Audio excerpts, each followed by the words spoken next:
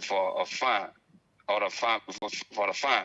And Julius, being the person got to work for at least maybe 3 to 4 months before the person can be able to cover all that fine. You will have violators. But what concerns me most is the issue of the pedestrian, Julius. If we want to go to pedestrian fines, Julius will have cross wall almost just everywhere possible. Mm-hmm. I live between the ELB hospital and the rehab junction, right? That's where I live. And if you check from what I'm talking about, ELB hospital has a crosswalk. You now see any on the rehab junction. There's another crosswalk. Yeah, so maybe the one for people to walk to. Oh, you're jealous, so short, and you won't walk. It can help your exercise. You go to the crosswalk and cross there. It's not a matter of exercising. It's not a matter of exercising. Julius, I exercise more than you can do. Trust me. No, you can exercise more than me now, aren't you? Julius, don't put that in your bed. Don't put that in your bed. I exercise more than you do. Not because my own. I put on the camera like you can do your own.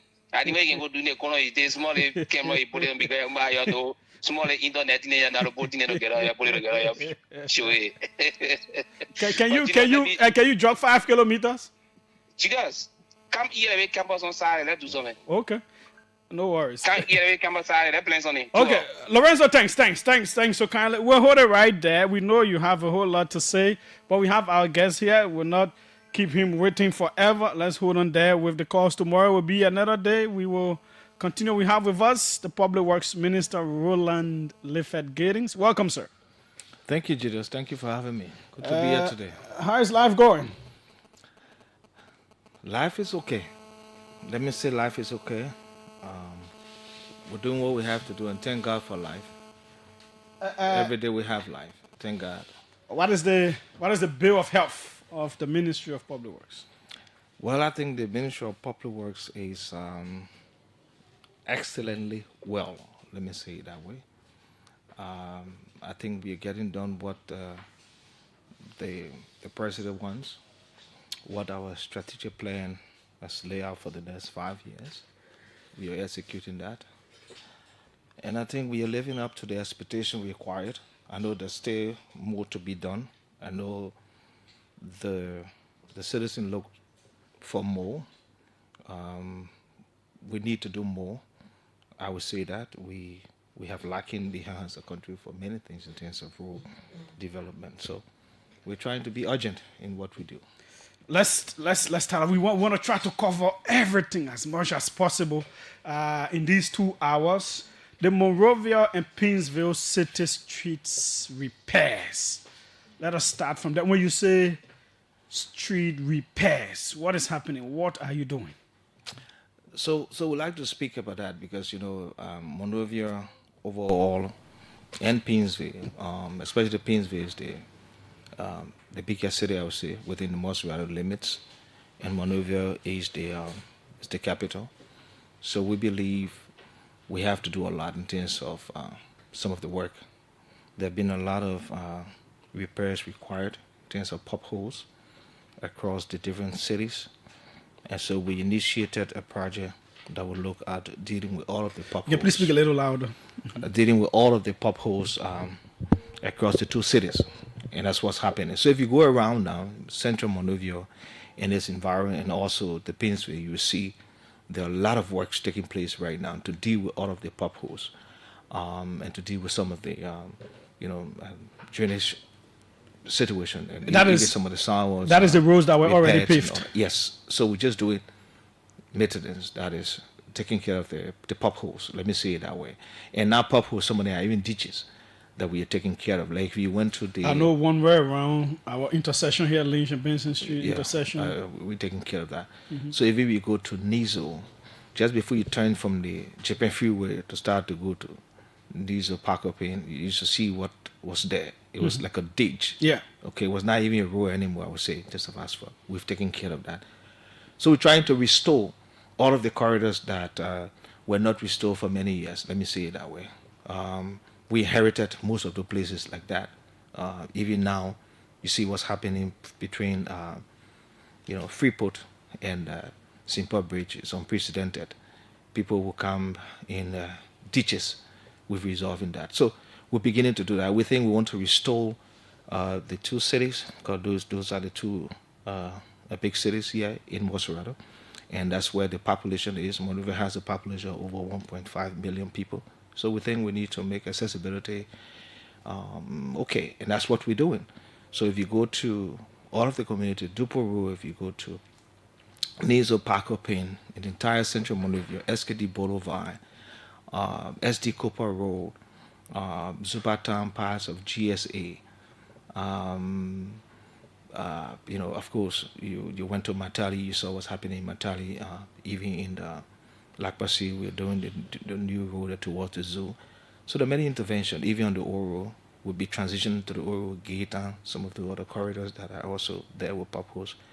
So we are dealing with all of the purpose, let me say that. It's a Kongotan public Back work Road. itself, your engineers or contractor companies? Well, of course, Popular Works will do the entire assessment on these corridors and develop the scope of work and the bill of quantity, and then we go ahead and contract company with the capacity to do so. Because we do not have asphalt plans set up to be able to do it as Popular Works. So we use the private sector to be able to execute, and which, in my mind, make it much more efficient. And that's why we are getting the results we are getting.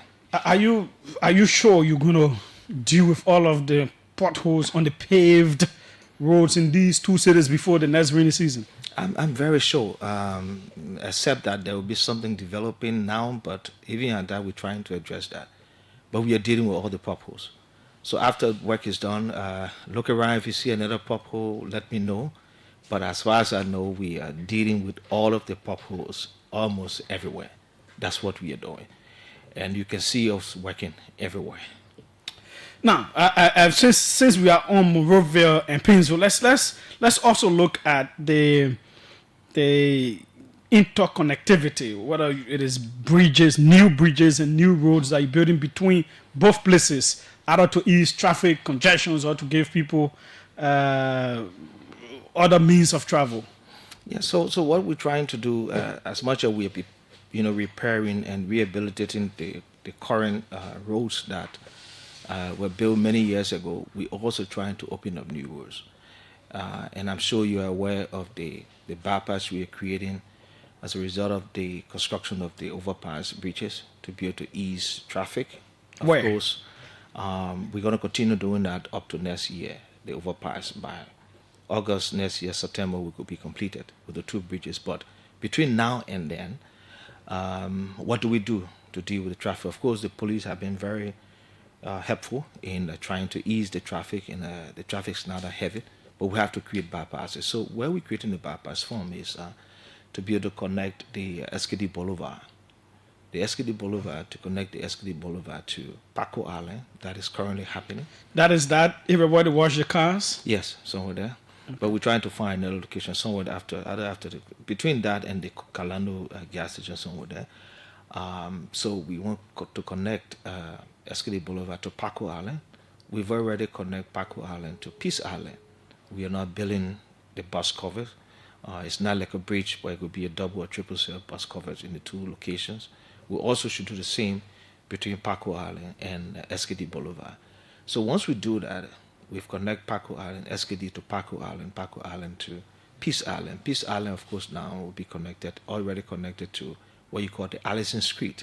When you leave Peace Island, right by the Ministerial Complex, there's a street called the Allison Street that connect to Oro.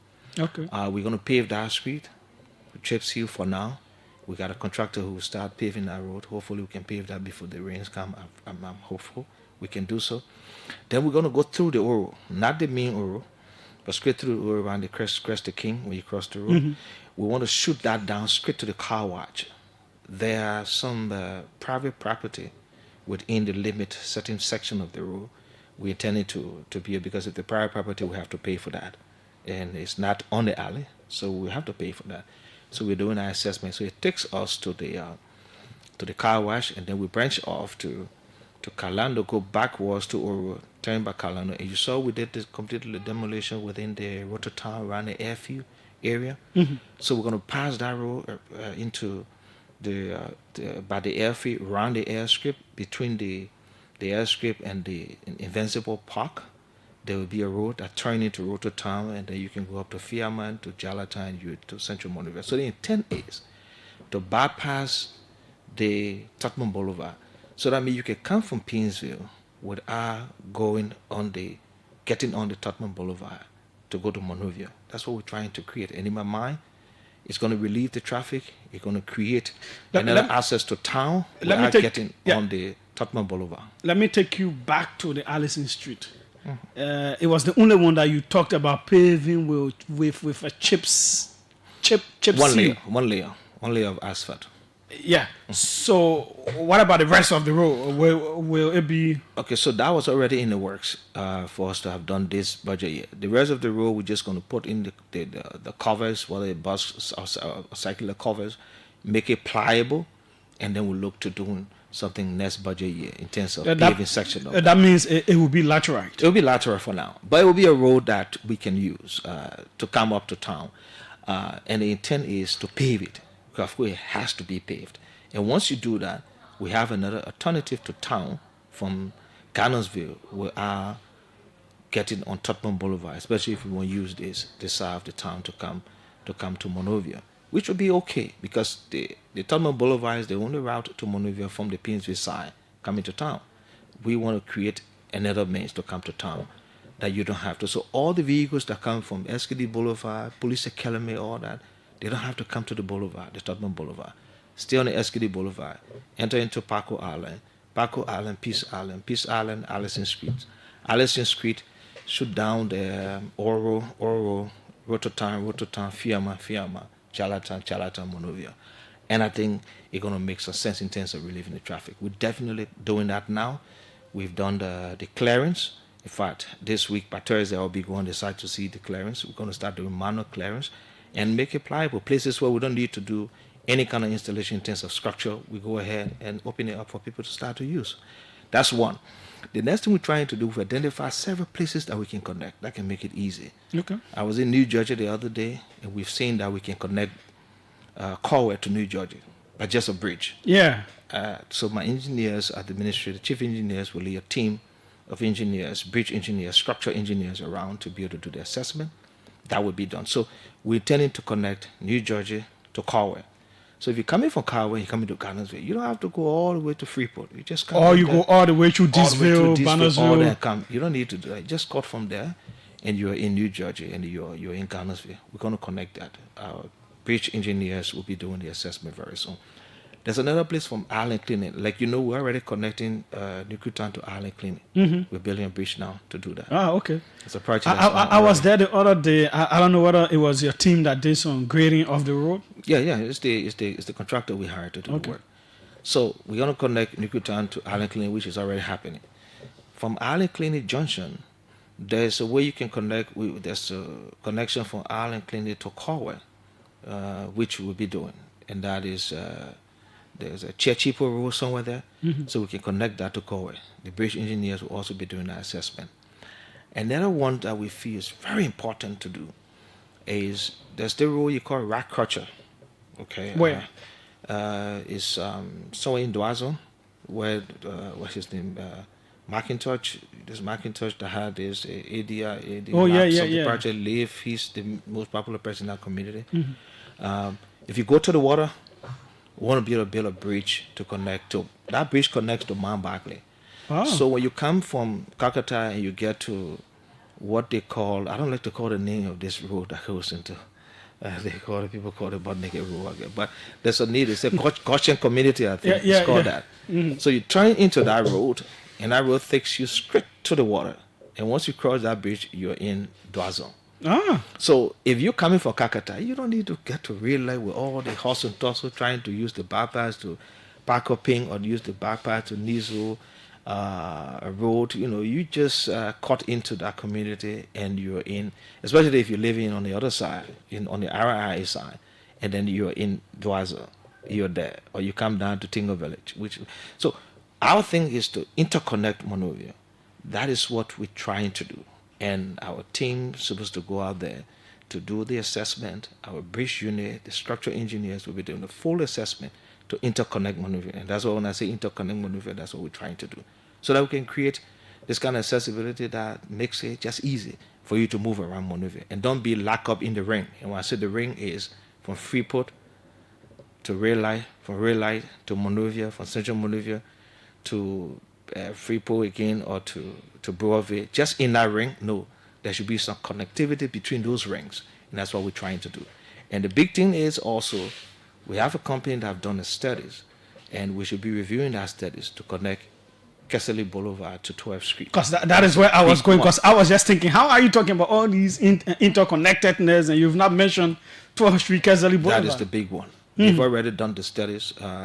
In the next 2 weeks, they should I be thought presenting it to I thought us. studies were done before. Where it was a preliminary study. What has okay. been done is the studies with a full design Okay. that we're going to review, make our comments. As the Ministry of Public Works, our design team is in place to do so, and they go back and improve on it. And we begin a process of proposal that could lead to a concession for building that road, because it's going to be built with toll on it. So if you want to drive on that bridge, you pay the toll. Of course, other roads will have toll, but that would make it easy for you to enter into Monrovia from Ghana's with because not going to be the bridge and the road connected to the boulevard not going to be more than 16, 18 kilometers. So just about that. So in a short time, you're there. 10, 15 minutes, you should be in Ghana'sville. I mean, in a single from Ghana'sville side.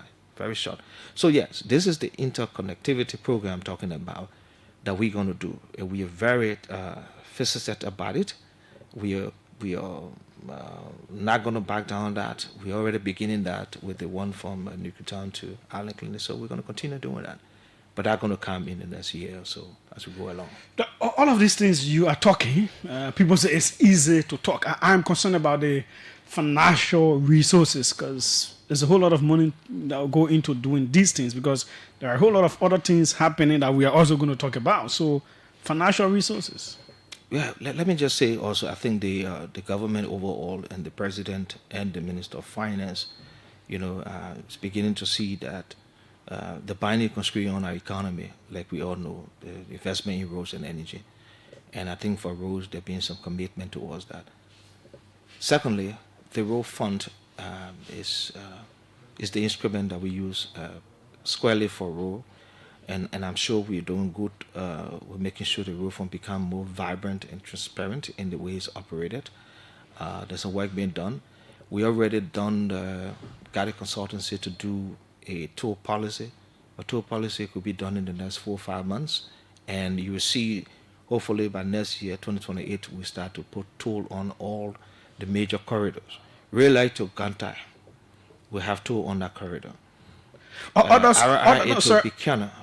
On a corridor. Others argue that tolls are placed on roads that have alternatives. For example, it is okay to put it on the 12th Street to Kesselly Boulevard if it is done because there are alternatives to come to town. But if you have just a single road going into Ganta and you put a toll on it, then you don't give people an option. Yeah, the thing about it, because we are a country that does not have a lot in terms of the resources to do that, we can't wait to develop all the road full toll system. Otherwise, we would not do that. Have you gone to Freetown? No, have you driven never. to Freetown? Never. Okay, Freetown, they got 3 toll on the corridor, and they're raising a lot of money to be able to invest in other roads. So we built the major highways. We put the toll system that we've done. In fact, a lot of people have enjoyed the highways ever since. Buchanan Road been built for many years. People be going there free. So we install a toll now. You can pay to be able to build alternative, and there are alternative routes that we can build. But if we do not put toll on this corridor to enhance our domestic resource mobilization, it will be a problem. I believe we can raise a lot of money domestically to do our road, and this is how we are doing that. Even with our PPP engagement, the government passed on a PPP policy now, a public-private partnership for investment in our infrastructure. Whether a road, whether energy or so, that's what we are doing. We have to be able to raise money domestically. I believe we can raise a lot of money domestically to invest in our road. And even looking to partners. The road fund can do up to 70, 80 million every year. If we can do that, we can partner with other private financier to build our road. And that's what we already initiating the PPP policy and implementing that now on some of the corridors like the private 4D, which I'll talk about also. But that's what we're doing. So money is the problem, yes, but we are finding a way to address the money problem. Roads have become a key investment that we should make as a government, and we've agreed that we should invest in roads. Let's leave Monrovia and Pittsburgh, go to other cities in the counties. What plan is there for them? So one of the things that we're trying to do is to try to make sure we can get all the county capitals at least a facelift that looks like a capital. If you go to Kakata now, you see what we are doing in Kakata. We're doing pavement in Kakata, specifically rigid pavement, that is concrete pavement, which we believe is durable, can last. I grew up in Maryland, you grew up in Maryland, you know what Harper looks like after 60 years. Still look the same in terms of the work that was done on the road. You just go and do some minor repairs. So we believe rigid pavement is the best thing to do. We're going to initiate that. It's a policy now in the counties. So we're doing that in Kakata. We also want to do that in Bopolu. So Bopolu City, now if you go to Bopolu City, it's dirt. I know there was a contract I have sent to, they have not moved yet with the LSCC that I met. Up to $1 million, almost $1 million was disbursed for paving the road in Bopolu City, and no work was done. Was disbursed? Yes, was disbursed. Oh wow! I sent that document to LSCC to investigate the last government. There are people who should be culpable. I'm still waiting to hear what they said. They said if review it, and they will get to me. I think I've written them for update on where we were with that case. They have not come back yet. But there are people responsible for that. However, we're moving ahead. What does the document say? I guess. Was it the former party was minister, officials of the ministry who gave that out? It came from the Peace be to her Arches, from Minister Nyepang. Okay. And then it went to Minister Coco Collins. Yes. They were involved in the disbursement. The records are there. It proves that. To a private contractor? Yes. One YSM construction firm. Is it still in business in Liberia? I don't know, because it can be in business at Public Works now. Let me say that. But I don't know where is it, and I felt the LCC should be able to investigate that. So is there evidence that company did works before? But I don't know about that. I don't know that company. Let me say it that way.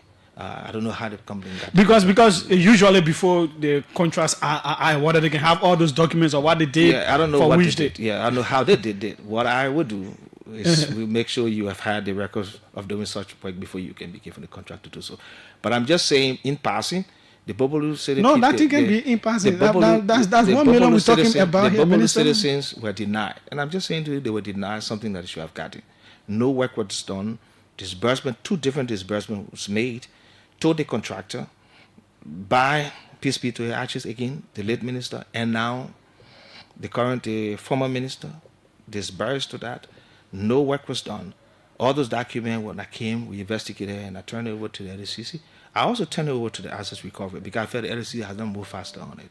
So between the two of them, I hope somebody can be held culpable, because it's almost $1 million that was disbursed. So what is the standard practice for government disbursing money to contractors?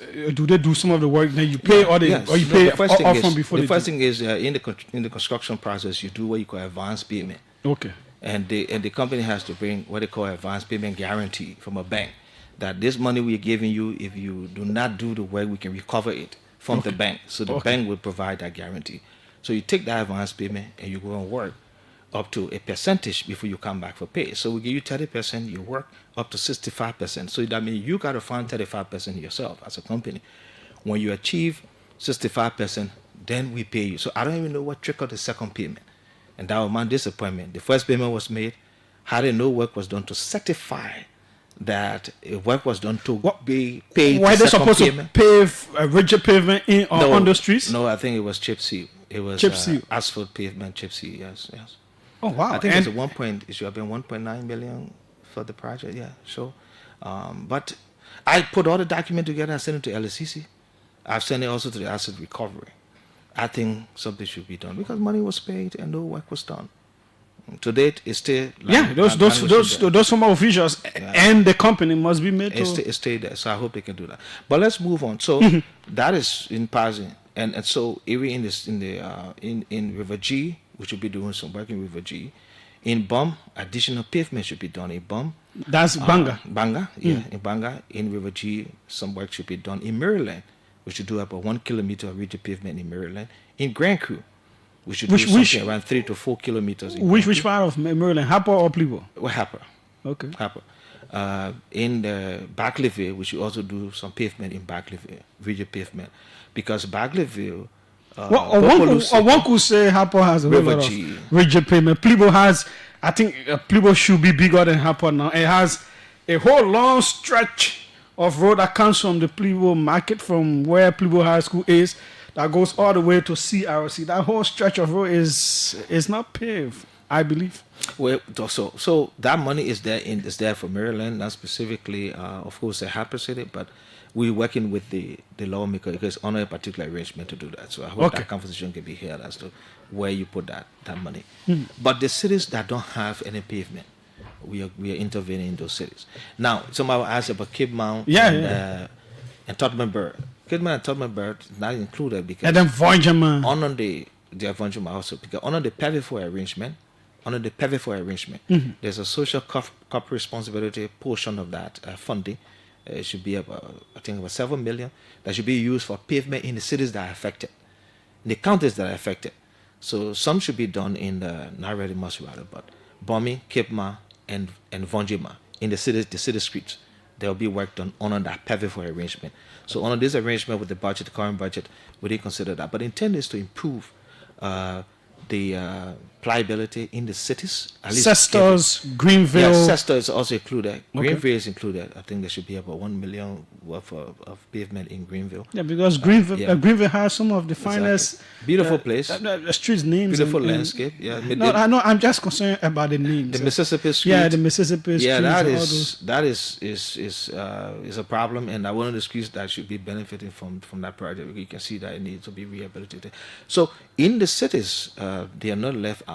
The intent is to improve the city. So you get in these cities, you can say you're in a city and then the place is dusty. There are a lot of dust all over the place. We intend to reduce that. So the cities themselves will benefit from our program, as we stated in our strategy plan, in our plan when we went to the Senate for confirmation.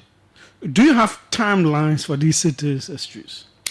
It's in this year budget, and we are hoping that the funding for those pavement can be escrowed because they are the win for under the arrangement we are getting with the support from, the signing off from the mental steel deal. So the counties have to benefit. We hope that we can fence it in escrow so that it's going to be used. Even if we run into next year to complete the project, it will be completed. But that's the intent. But the intent is that the counties will benefit from that. We should do some work also in Ganta also in terms of pavement. Yeah. So this is the OK conversation on OKFM 99.5. We have with us Public Works Minister Roland Giddings. We are talking about developmental initiative. No, we're not taking calls. Don't go there. We even the calls here. I just want to let you know what is happening. Now, we move on to the big ones. The primary corridors. Central Liberia, Southeast, Northwest, Coastal Highway. So let's start with Central Liberia. So Central Liberia, like you're aware, we've already paved from Raylight up to Guinea border, which is within Ganta. The road has been paved from Ganta to Saniquili. There's conversation now with Mentor Steel to pave from Saniquili to Yekepa. They have two contractors that have been doing some maintenance work on that corridor. Should be SSF and Chico that they're working with. According to conversation, they're advancing the process of pavement. I hope we can get that so we get Saniquili paved up to Yekepa. Also from Sikipa, like you know, we're paving up to Lokato to the border. That project is about 86% should be completed soon. There was an issue with the ERB funding for it. We already recovered that. Yeah, because especially where the bridges are to connect them. Yes, working with the African Development Bank. So that project has resumed. Okay. And we are hoping that it get completed very soon before the rains. If so, then somewhere in August or September, we get completed 100% to the border. That's that. Then from Ganta to Saklepi is already ongoing. We had to restart that project. It was started by the last government. It stopped. We got there. We had to restart it because first there was a liability of about $4 million that was not paid to the contractor. So we had to get that money, pay the contractor, re-engineer the contractor to get in the mood of restarting. They felt there were other liabilities, and because of the long span in terms of weight, it took time for them to get back on the road. But finally, they are on the road. They're already paving towards Saklepi. So we are about 25, to be about 25 kilometers now, 25 plus kilometers. So we're left with anywhere around just about 9 kilometers to be done. Oh, okay. There's financing that we also might get likely from additional financing from the bank, from the World Bank. But the government is making its commitment to that. So the pavement is going on currently. From Tapeta, from Saklepi to Tapeta, where we are about 92, 93% complete already into Tapeta, is to do the bridge. There's a bridge construction that should take place, which will be done. Yeah, because I So- know I was down there more than a year ago, and the road was almost in Tapita, so I'm still here. It's almost in Tapita. Yeah, we're already. No, I said we're already in Tapeta.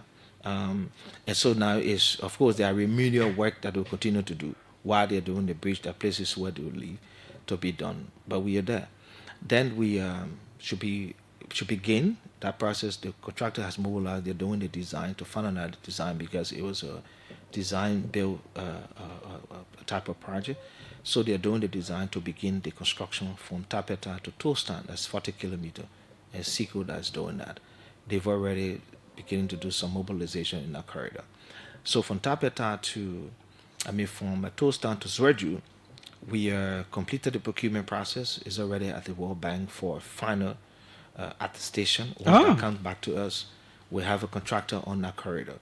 And then, of course, up to Zwerju. And then we connected 10 kilometers to the border from Tostan, so also including the Ivorian border up there.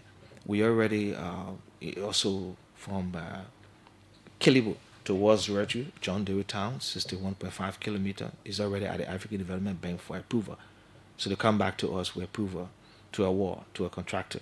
And then we're getting into the bid document has been prepared for the last 48.5 kilometer to close the gap between Zwerju and John Dewey Town. So that is at the bank for the bank approval. Once they approve it, we start procurement process. So I can safely say to you, Julius, that by November of this year, that whole corridor will be occupied with 4 contractors paving the road, and that closes the gap to Fishtown.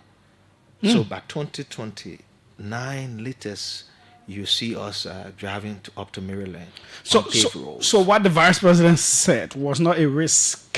No, it's not. We are Because he like put your government's whole re-election, the whole southeastern side on that road. That if it is not paved, they shouldn't vote for you people. Well, I don't know about that one to say they shouldn't vote for us. Yeah, he said it. And for me personally, it's not about the next election. Like the president says, it's about the next generation. That's what we're working for. I don't really think about the election. You know why? Because when you think about the elections, then it troubles your decisions you want to take. Because you're always concerned about people voting for you. This is not, look, voting comes and is done once. Okay? But mainly, I'll tell you what the people want is to see their lives improving. And the things we have to do to improve the people's life, we have to take some strong decisions to do so.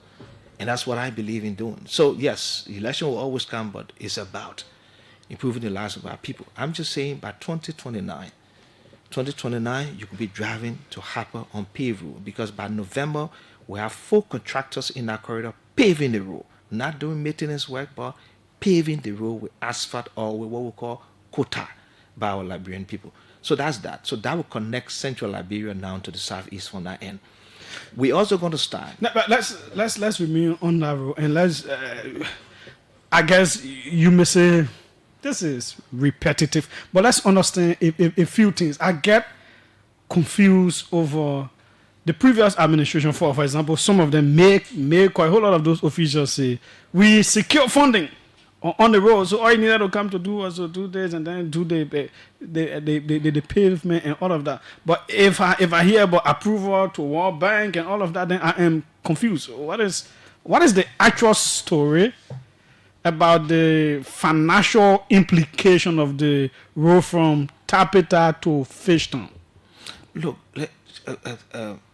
Julius, the project we call the Mana Rural Union Transport Infrastructure, for example, Facility Project. That project started since 2011, 2010. That's when that project was initiated by Madam Salib.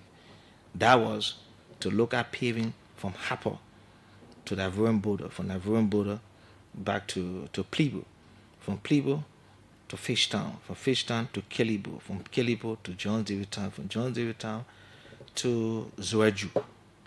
That was supposed to be financed by the African Development Bank. The African Development Bank committed to that project long time ago. So it was in phases. So before the other government came, most of the projects were already designed and there were commitment to funding them. Even the CCRAM project we call CCRAM, the Southeastern Corridor Road Access Management Project. We designed that project. We named it, and that's the project named CCRAM. And that was done since 2013, 2014. I was at Public Works when we designed that project. It was supposed to be a PPP project.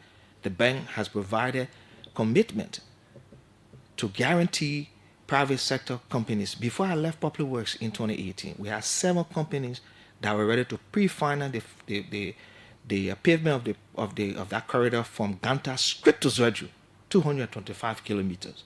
They were already in the mood to do so. The only thing that we had to do to make sure when the road fund becomes functional, it functions properly. The last government came and took over the road fund. And the moment they took the road fund, they started to mismanage it. You could hear about money being used for different things. The MCC pulled out the support they had for the road fund. There was a matching fund of $1 million, a dollar up to $8 million, $15 million. The MCC pulled that money away because of the way the fund was being managed. So that whole project collapsed. It had to be split into 2. The bank said we'll take phase 2, which is Tapeta to Zwerju. The government committed to phase 1, which was Ganta to Saklepie, 39 kilometers, which never got ended. It stopped at 19 kilometers when they left. And they were owing the contractor $4 million that we had to kind of restart. So my thing is, these projects were built long time ago, and government will come and go. Let's continue with it. So when people say, we secure all the money for all the roads, that's not true. I don't like to argue with, I don't like to bid with that because it doesn't make any real sense to me. So that is that. So like we are doing now, we have secured, let me say, I will get to that, the funding now, I will tell you, in commitment up to Vonjima from Salaye. Okay? We've secured that in commitment. Now, if anything happens, we are not here, another government come and begin to do the road. That's it, it's done. Let's get the work done for our people. I'm not here to dive into, you did it, when you secured it, we secured it. We are executing the projects that we built and we but when formulated them. No, sir, okay? But when you were in opposition, I remember many times we hosted you here. You in fact gave us a whole lot of ideas on all these projects, so I have an idea of a whole lot of things because of the information that you gave us. Yeah. There were times when that government wanted to claim glory. You say, hey, no, hold on. You need to acknowledge what we did on this. So I don't think it is wrong for them to also do the same. But on that corridor, there's nothing new that they did. I can tell you a corridor that I can say here that the government secured money for. Which one? The road will be paved from Bagley to Sastan to President Weah hometown and up to Cloning. Yeah. To the Africa Asset Bank and eBay. They secured that funding. We didn't secure it. Okay. They secured that funding. It was part of the coastal highway, but they secured the funding. We'll come to the coastal highway. So we're talking about that. And when they secure, I was here. But the other projects that they met already in place, and to start to make noise that they secure no money. I'm telling you how the projects were developed. I call the project name, and that's the name. It's called CCRAM, from Ganta to Saklepie. We developed that as a PPP. The World Bank provided a guarantee of $48 million if we defaulted under the road fund. It was already in place. They came and started to mismanage the road fund, started to use almost $1.7 million from the road fund for other expenditure. That's how the partners started to pull back.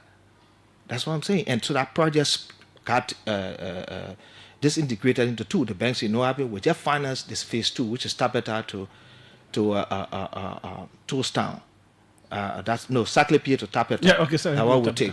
The government, you can be responsible for Ganta to Saklepie. That's how the project got disintegrated. But it was a project that was designed to go up to Zwerju. Now we went into what you call a retrap, which is the second phase of the project in a different way, using agricultural money now to finance the project. So yes, there are times where the other government made some effort in securing funding for this project. And of course, once you're in place, you're in the seat, there will be time you will do this thing, you have to sign the agreement, commitment that have been made already, but you will sign the agreement. So yes, of course, there's some agreement that is signed, and nobody's going to argue that. But what we are doing now is we are executing the projects. We are executing the project and getting new projects. And let me say this, we had to do heavy lift on most of these projects. When you say heavy lifting, what do you mean? Most of the projects were struggling. We met them with trouble. Like for example, the Banga Salaye project, we're going to finish it in March. We've been 2 years. We're just finishing in March. We made the project almost crumbling. In fact, the donors, they were fatigued. We had to go to Kuwait to restart the project. We had lost out on that project that could take us to Vonjima. Thank God we've restarted it. And now it's functioning very well. In fact, the Saudis... Have you people pay the loan. I think there was some kind of loan thing with we that settled that with project. MPA. There was issue with MPA, the Kuwaitis, that have been settled. There was so many issues. There were issues with the contractor. They had up to $11 million owing the contractor that we had to pay. That was not paid. So there's a whole lot about the project. So we had to fix some of the projects that they messed up. Let me say it that way. They messed up that particular project. If we were staying in power at the time, that project would have been to Vonjima by now. I can say that. And so we've restarted that. We've got the Saudis are in town to make that commitment. We spoke to them. There's serious commitment about what we can do going forward up to Vonjima. We've secured 72 million between Badia, Ufik, and the Kuwaitis to do Salaye to Konya, and then we also annex Zozo to Yala. Okay, it goes to the border, to the Guinean border. We connected that to it. We built that into the project. Some new pieces, about 6 kilometers. We added that to that. So that's what we done. So we had to rework a lot, and that's why I hear them making noise. We will send the king 2 years into the new project. You know the mess they left here for us to fix, especially in the rural sector. Some of these projects to get started. There's a whole lot that we have to do to restart some of the projects. And so now they're going to see some new projects that they're talking about. When we start doing the Pevifort deal from Simple Bridge to Bowater side, from Bowater side to Bowater side to Tottenham, We will come to that. and we start doing Minikoma to are we done with the well, then you know. So I'm feeling that piece. with the southeastern? They're not coming down to the northwestern side. Okay. And then I'll go to the coastal highway. So from Salaye, Banga to Salaye, that's what I said. We're completing that project now. By March, it'll be completed. But when we went to Kuwait, I spoke to the Kuwaiti because our design has a one layer project. That means one layer asphalt design. And I feel it's not right to do because that road is a regional corridor. The axle load on that road is it's going to be heavier than what you expect, so we can have a one layer. So the Kuwaitis bought to that. They agree. Badia has accepted. We spoke to the OPEC. They also think that should happen. The Saudis, I was just with them in a meeting. They think it's something that could be possible, but they're waiting for the chief to come to town during when we're doing the final dedication of that project, and we can make that request officially. But in principle, there's that commitment to do so. So we're going to put a second layer on the 81 kilometer, and then design the corridor with double layers straight to Vonjima. You mean the one from Banga? Banga. You're going to put another layer on it? Yes. Oh, wow. Because a single layer. And I believe we can have the single layer road on that. It's a regional corridor. So we're going to do that and design the corridor straight to Vonjima with 2 layers. So let me say, from Vonjima to Konya, it's about 50 kilometers, but we have a little over the amount we needed for that project. We'll have 72 million. It's more than what we have. So it takes us a little bit beyond Konya. We are now in the process of doing a procurement to update the design, okay, and get to procurement. So we're hoping to, by November, end of the year, we can have a contractor starting to build the road from Salaye to Konya. Money is not an issue. We have the money secure already. The conversation now with the rest of the partners, especially with the Saudis, is to see how we can do the last 64 kilometer up to Vonjima. And that is something that they've already, in principle, committed to, ready to do anything to work with us. And so I can safely say to the people of Liberia, in that corridor and in that region, that we have funding to pave from Salaye straight to Vonjima, which is something that we'll be looking to do ever since. The next piece to that is from Vonjima to Foya Minikoma is under the Pevifort. So very soon you'll see mobilization in that corridor to start to work to pave the road, because that is what we've done under the Pevifort arrangement, which is a PPP arrangement for paving those corridors. So we can safely say we have funding and the modalities to pave from Salaye to Vonjima, from Vonjima straight to Foya up to Minikoma to the Sierra Leone border. That is in place already. What we need to do is just execution. And all that's required to do execution is what we're doing at the Ministry of Public Works, working with our partners. So that corridor. You sound very optimistic when you yourself have said from Konya to Vonjima, the Saudis have agreed in principle. So I said from Salaye to Konya we have the funding. Yes, already. you have the from fund. Konya to Vonjima, they've agreed in principle. In principle means the only reason why they will say no, except we don't do what we're supposed to do. What are you supposed to do? Okay, so we are doing now. We're updating the studies, which is required, and the design. They've said that the dedication will be done by March next month, and we are hoping that their overall achieve for their mission will come to town, and we can officially present that to them.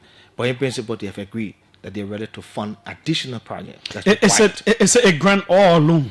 No, it's a concessional loan. Okay. Concessional loan. Most time concessional loan. Very low interest rate and of course long payment period. Once in a while they may put a grant element if they choose to, but it's a concessional loan. But it's a good loan because it's what we use to fund the first corridor, the 81 kilometer. They are part of the funding. They funded that corridor also. So it's the Kuwaitis, Badia, Ofek, the Saudis, they were Abu Dhabi, but they left. So the four of them that fund the first one, the first 81 kilometers. So they're not a stranger to the project. So that's what I'm saying in principle they're ready to, because the first three funders have agreed to do the 50 kilometer. That is Badia, Ofek, and the Kuwaitis. So they did not participate in the 50. So they're ready to come to do the 64. And of course, if their commitment is not completed, we'll go back to the Kuwaitis, which we feel they're the father for that project because they initiated it. They led the Arab consortium to get it to where it is. So I'm saying it with confidence that we have the funding to go up to Vanjima because I know the conversation we've had and I know the commitment that they made. So I put my neck on the chopping board for that. Okay. Chop it off. I have very sharp cutlasses. So please do so. So that's that, and then up to Foya Minikoma. So if we talk about the Western Corridor, like I said, then I'll go to the coastal highway quickly. Yeah, that Pavi port. Pavi Fort. Okay, Pavi Fort that you're talking about. I've heard and read a whole lot of bad things about them. Even though they were passed by legislature, they're signed into law, but there are a whole lot of issues. Have you heard those concerns? Have they come to your table? Have you investigated them? You know the thing about it.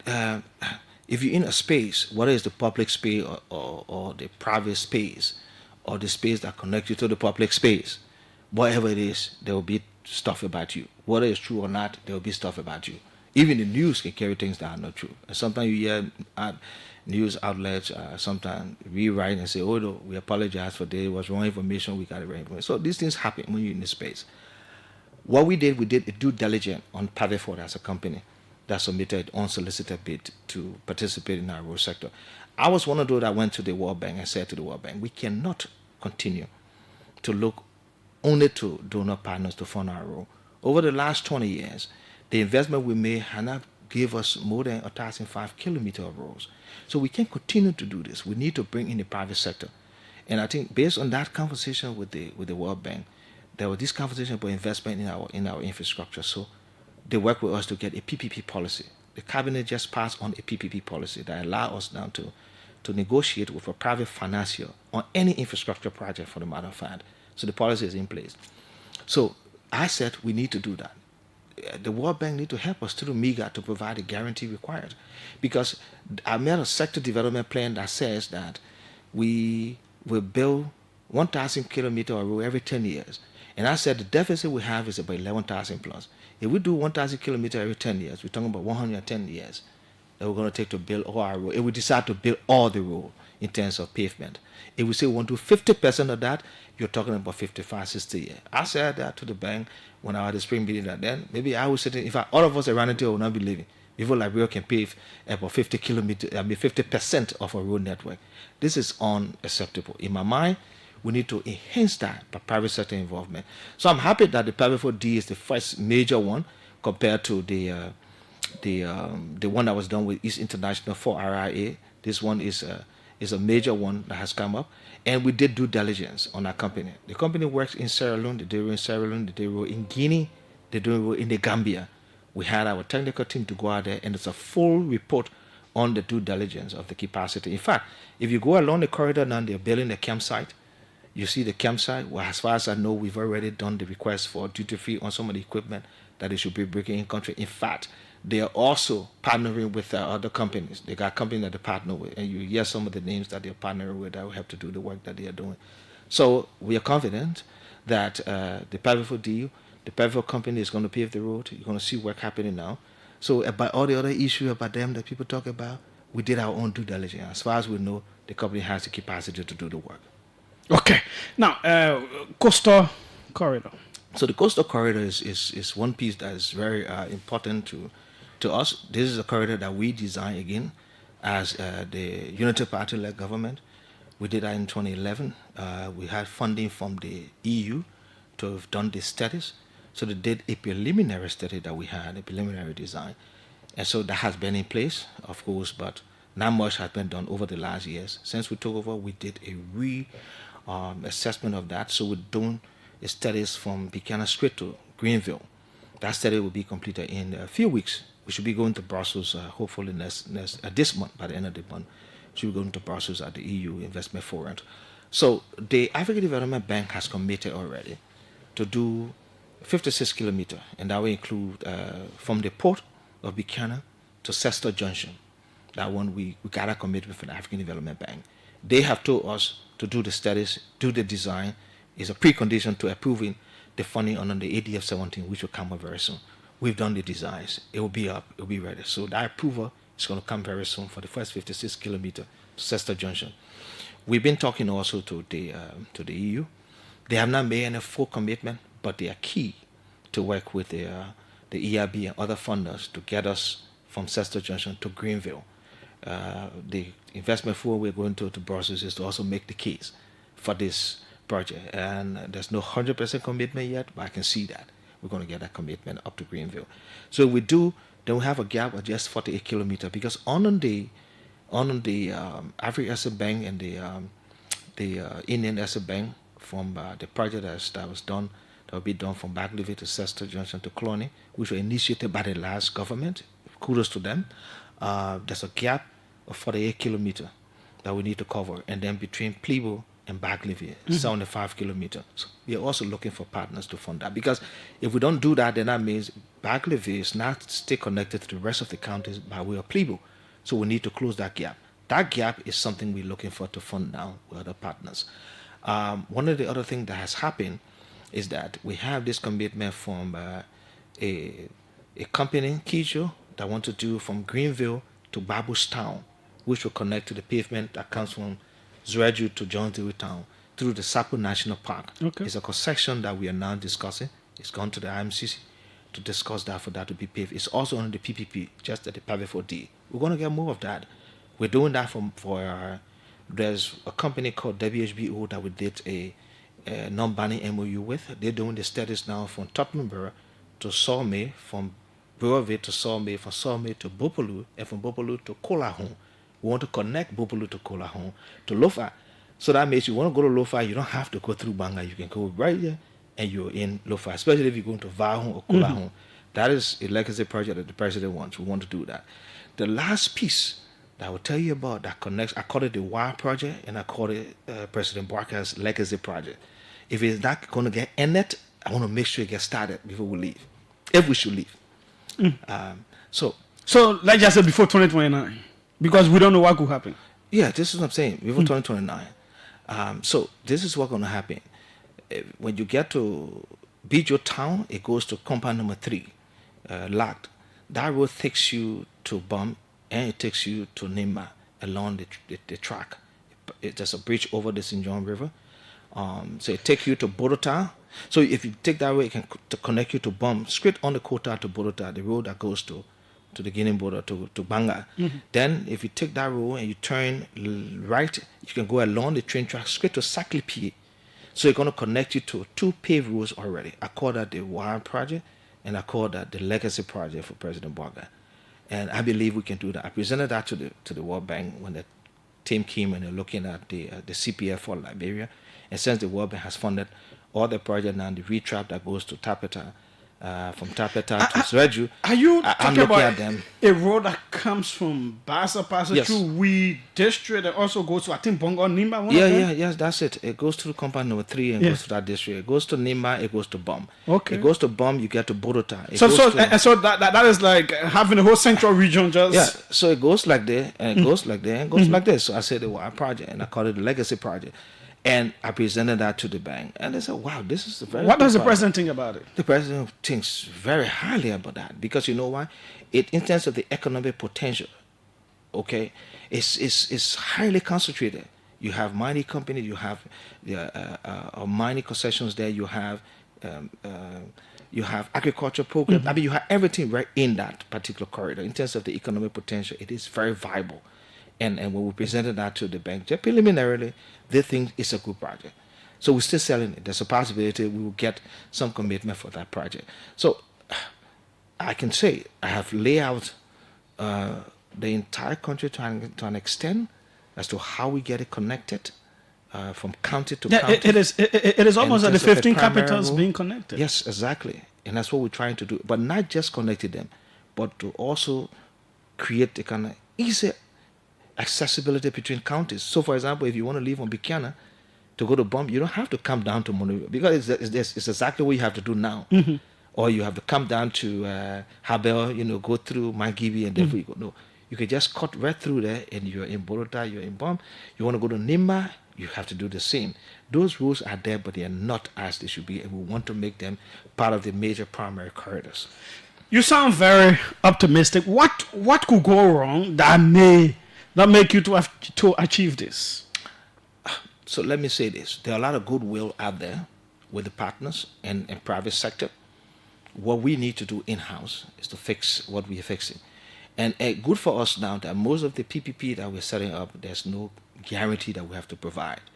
Our thing and my championing that I want to do is to make sure the road fund can expand.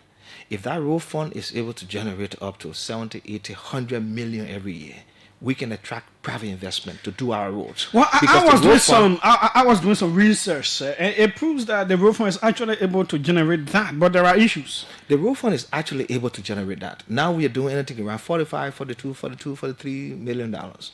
It can do more than that. But we're trying to fix the whole road fund in terms of movement, money where it's moving. First is to go to the consolidated monitoring account. too. To the consolidated account. We've agreed. The president agreed with me. We work with cabinet. I insisted. We've agreed on that there's a special escrow account for the road fund. So instead of going to the consolidated account, it goes to the escrow account, though under the supervision of the Ministry of Finance. What about monitoring But at that's a places mix of like that. LPRC, Toll Secondly, it's been agreed that the road fund has a representative to the print of lift, for example.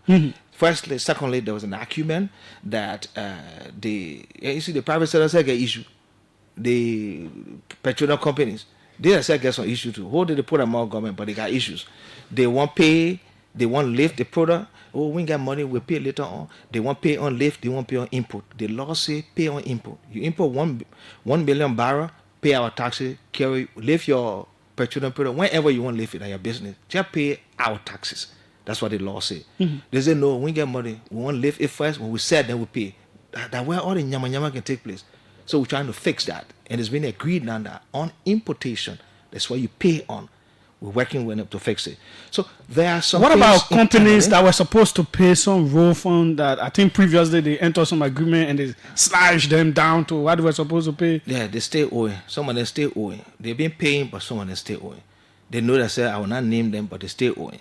And I know when the government go through the Ministry of Justice now to begin to push them harder, then they politicize it. But you want all the government money, you won't pay.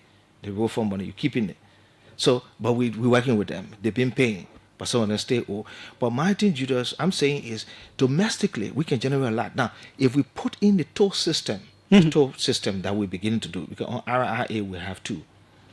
You can go to the airport, you don't pay to. We have it there. We're having it on our road to go to Banga. We put down the secret corridor. That could increase everywhere. transportation. No, a little bit. But you see, the thing about it, you increase transportation a little bit, but then you got good roads. So think about it. Think what people do now. People are excited. We have not paved up to Harper yet. You can leave from here and go to Harper in 9 hours, 10 hours, you're in Maryland. It never happened over the last years. Even dry season, people will not be able to make it to go there so easily. But people can just traverse between Harper and Monrovia and Harper and Zwerju like that.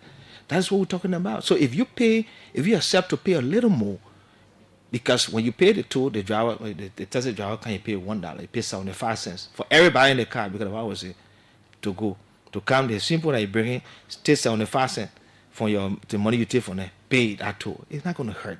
It's not even going to impact the price the way you think it should. But just that, because there's also not much in terms of monitoring, and because the people that drive themselves like to do that thing. The gasoline price come down, they know they're not buying the $750 anymore, they're buying the $600. They will still be stealing from the people. But they don't see people, they sell and they tell you, they put them on, they come on feature, they come on feature and let us steal, they sort of roll. That's all they're doing that. But the driver, the gas price has come down 3 weeks ago. You still taking from the passenger the same amount when it was $750, and now it's $650. $100 now only. You can't by yourself, you're self-conscious and adjust it. Well, you come at me, you ain't got policemen to go behind everybody in the desert to find out what they're doing. So they themselves got the issue. So the point I'm making is, once you put that tool in place, look, we can domestically pave our roads. We can raise the resources domestically to pave our roads. I believe so, and that can happen. And that's why I'm working with the Road Fund, with the Ministry of Finance, with Cabinet, to say, look, let's keep pushing. And we are getting some of the things we want. And I know we can do it. This is the OK Conversation on OKFM 99.5. We have with us Liberia's Public Works Minister, Roland Lifford Giddings. Maintenance zones. Let's talk. No, we take it. Yeah, where my people. I'll get your time. Yeah, we still got things to go over. We are driving to hotter places, small maintenance zones. Let's talk about the maintenance zones and combine with the yellow machines. So I am wondering on the question of the yellow machine, why do we need another committee? There is Public Works, there is GSA, there is the presidential committee that the vice president heads. Why do we need another body for yellow machine business? So let me start from where the president thought that this is something that we should do. All of us grew up in Liberia before the crisis. I was young. But I didn't see it, but I knew there was something they call public work in some of the counties. The president was not that young up before the war, but he saw it growing up. So he believed in it, and he knew that it works. So when we had a conversation about what to do with our roads, and when we're talking about 100 days, no guy gets stuck in the mud, for example, I sat with him, and the conversation was that, look, brother, you know that we used to have the maintenance zones before? And I said, yeah, I heard that Pablo used to have. Yeah, I said, well, those things used to work. Why can't we get it happening again? I said, Mr. President, yes, why not? So that was his vision, to bring back the maintenance zone. And we initiated that. We developed it into the concept. In fact, we have the design for what it should look like. And we said, let's get it started. But let me tell you what I did before. I took one set of machine and sent it to the Southeast.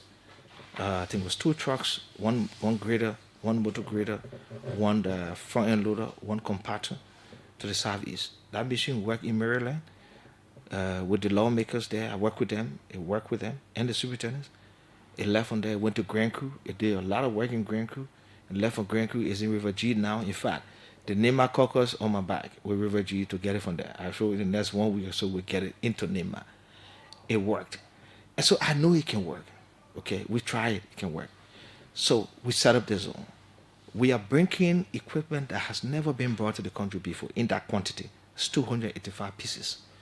Before then, they used to have the public work, in some counties, not every county. What we said this time, we put it in every county. Every county will have their own machine. So they are customized. So if you see the machine with a flag on it from River G going to Maryland, you can, as a citizen, you can even arrest it. You can stop it and say, you're not going. Where you going to Maryland? If you spoil, they should repair you, go back to River G, they will repair you there. You shouldn't be in Maryland. So it's customized for that. So it's set up. The president in his wisdom, as much as, and don't take that from public work, we have the capacity to do so.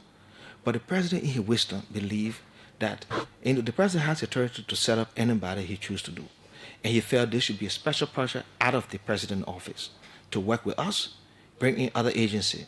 We brought in the GSA. GSA is responsible for assets, which you know, doing the coding. The Ministry of Defense will help us with some security. That's a lot of equipment. We're clearing sites around the counties. We're going to put in tower lights, all of that there. But we also working with the AFL, because I have done some work with the AFL before. I've signed, in fact, we're working on an MOU with the AFL now too. I've spoken to the Defense Minister working on an MOU to do some work for us.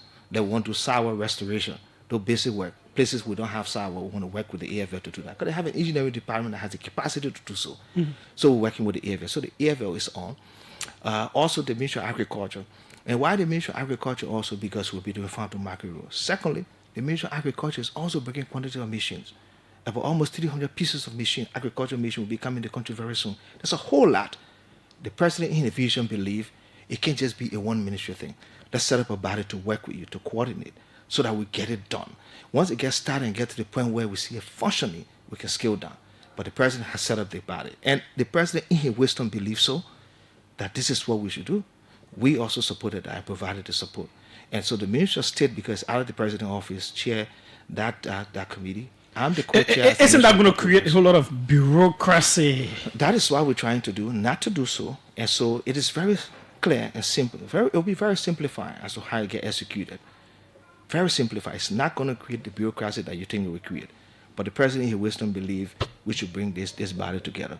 And we are working with the body to do so. Because when a whole lot of people saw that, they felt like, okay, perhaps public works could be overwhelmed, or they are ineffective, or they are not able to manage the machines. The GSA, public works, they're just not able. So that's why the president is constituting another body. Well, if you look at public works and I say public works is not effective, then you got to be joking. In terms of managing the machines? Well, I told you that I did a test of that and sent.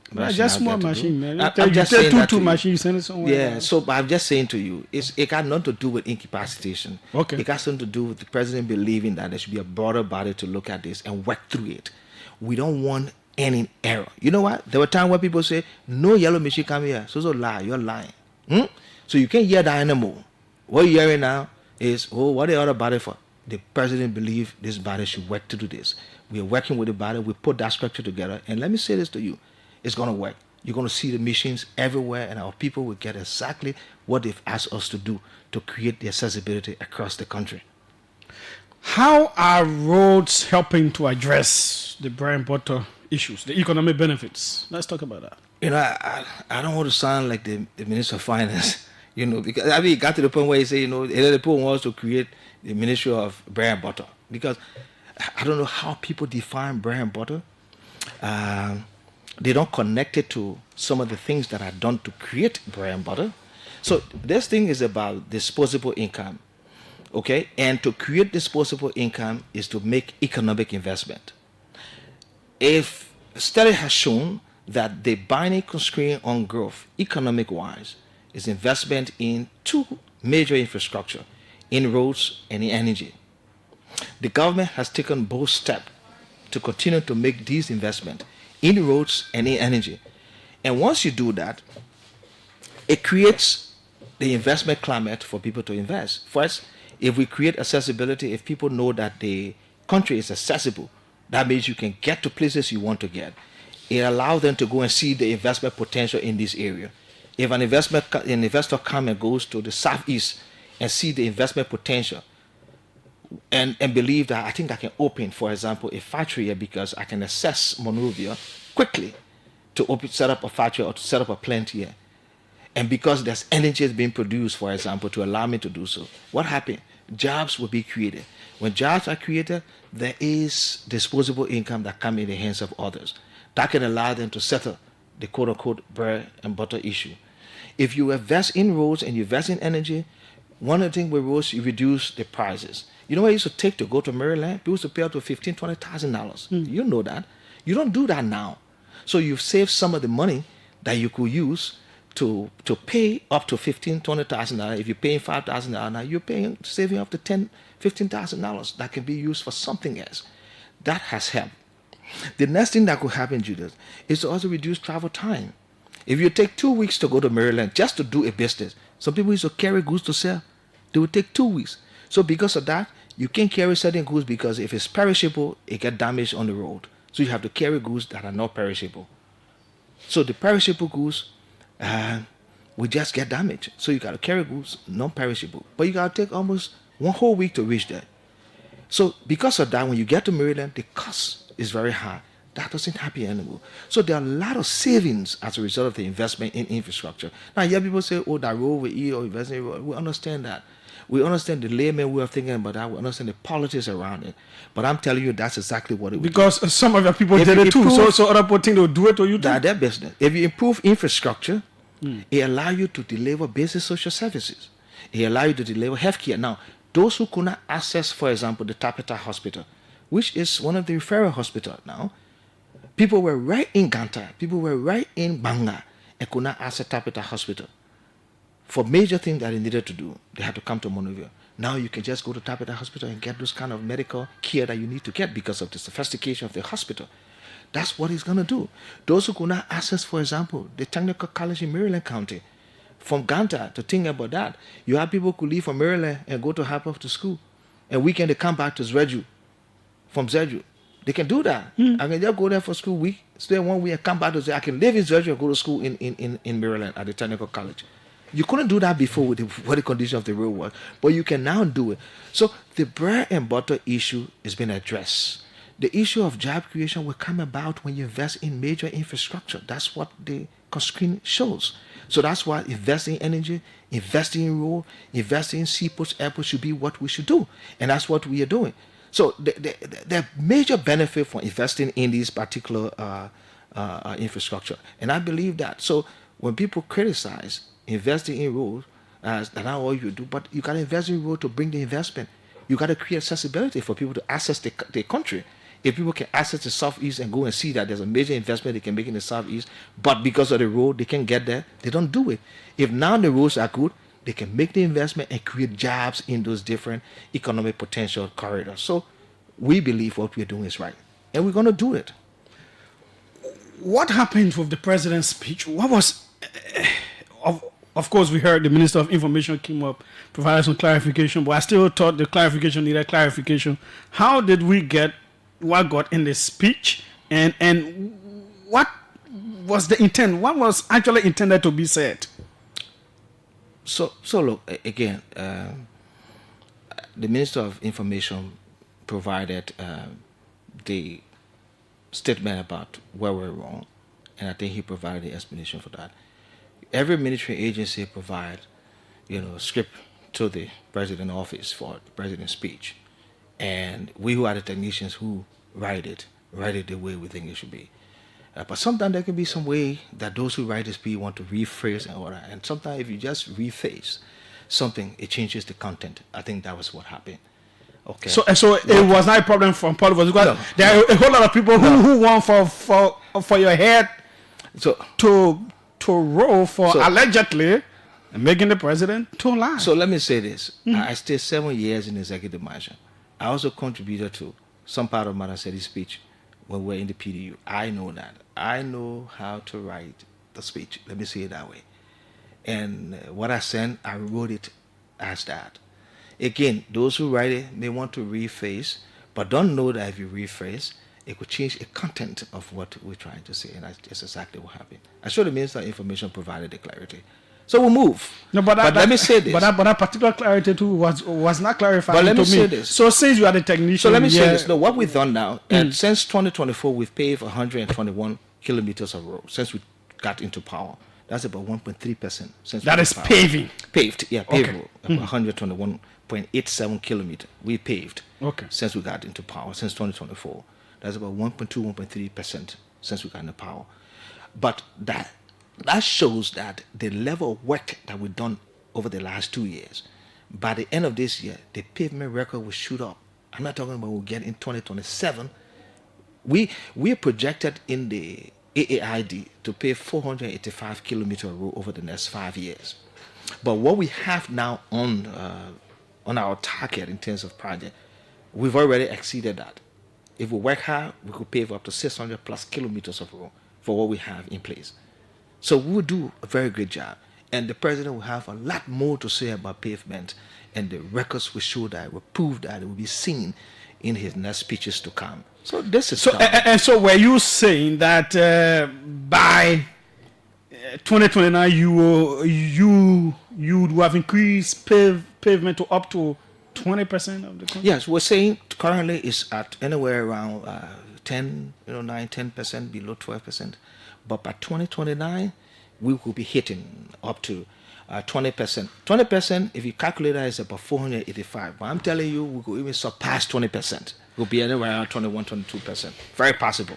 Okay. So do you think people should be punished for that? Well, how am I the one to decide who should be punished for that? I'm not the one to decide that. What will you do? I don't think so. People make... What will you do if it were in your case? I probably was that Benjamin Myers and other people wrote stuff that made you to kind of lie. Yeah, what will you do to them? Sometimes there's an honest error. And I think it was an error. I don't think anybody was looking to just do it because they wanted to do it. It was an honest error. And so that's it. We'll move. But the president's next speech will encapsulate a lot that we will not have the issue. You see that. Why are you demolishing people's properties, allegedly, some illegally occupying, and you are not applying humanity as a government, providing a way out. Yes, you want to carry out development, and everybody welcomes that. But there is, and the law is a law, but there is also a higher moral law to take care of the poor and all of that. A whole lot of those people, places you are demolishing are poor people. Why couldn't the government, out of a 1.2 plus $billion budget, find some kind of way out for those people? Which places you're talking about that we're demolishing? I want to be specific. The how you call it, Roto Town? You just mentioned Roto Town, Oro area, all those places. So look, this is it. Most of the people were spoken to months ago. In fact, I saw the altercation between my assistant minister for planning and programming and Senator Sir Joseph, when we went there to finally execute the demolition. After months, we gave them for 5 to 6 months. When we were there, it was already 5 to 6 months. They were told that they were in the pathway, that is public land, and that was a pathway to create a road. They agreed. You see, the thing about it, let me say that the people themselves want development. Let me say it that way. As much as it hurts sometimes to do what you do, but the people want development. And when you're in places that you shouldn't be, for example, like in an alley, in a right of way, we don't have money to pay as a government. If the government starts to pay, we won't do anything. Because then we encourage people for building places that they shouldn't build. Let me give you one instance that we'll do, and you will talk about it again. We pay people from Red Light to Kakata when we're building that road. We secure the right of way. We put right of way markers on the road. You know what people did? Some people can build in front of it. The markers are there. Those cases are different. This is the demarcation. I'm just saying that to you. They've come there and they build there. We'll go there. We'll soon get ready to go on our Kakata road. People will talk about it. But we'll clear them from the places that they've been paid for. No, already. those ones I I'm understand. just saying to you, that's in this case, I'm also it was saying to because you, of the war. yeah. Some of these people came occupied those places for a very long time. I'm also saying to you, I am saying, while it is true that the government has the right and the law backs the government, but there is a human side. Government has a whole lot of other lands that you could. So this is why you could do some quick impact building projects and then move them there. So this is what the human side. The human side is when we get to the place and realize you're in a right of way, we don't just remove you. We let you know. We give you time to adjust because we understand that you have to adjust to that. We don't come to you today and tomorrow we'll move. What about the money for the pay rent? You know a whole lot of people poor. Also, that means so you see now this is the problem. Yeah, so then because of that, we will not do any development here. Because no, you know what? You can still do it. If I show you the record that the government has spent on just resettlement over the last year, you won't believe it. There's so much, especially for the big projects. There's so much money we pay out for people, and because of that, people intentionally, when they know that there's a project coming, they come and they start to build in places and just even makeshift because they want to get some compensation. No, the ones that we are talking about, sir, are people who have been there. Some 10 years, 20 years, 30 years. So if you're in the, and we open some alley on the Oro, there are people who were there for 35 years. But it means because it's 35 years you're building the alley and people told you that the alley, you say, when the government ready, I will move. I've heard that from many persons. When the government ready, I will move. When we went to Simple Bridge, to clear Simple Bridge corridor, we're marking the structure. I will only feed myself. You know what I heard people telling me? They say, the poor women, send it out and be marking, they can't come. They just mad to go. 1 week after, when we got there and started doing the demolition, then they realized it was serious. The point I'm making to you, the people themselves test the government in ways that sometimes we have to show that the government exists and mean to do well. So on the issue, on the issue of compensation, there are places where there could be some kind of compensation settled by government, possibly.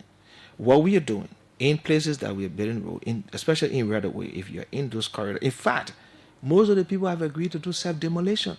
The Chikisu Faji road, we're building the road like this, very narrow.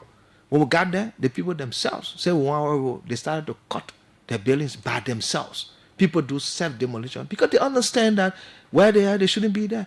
And they shouldn't require the government to give them money to build their own road in places that they shouldn't be.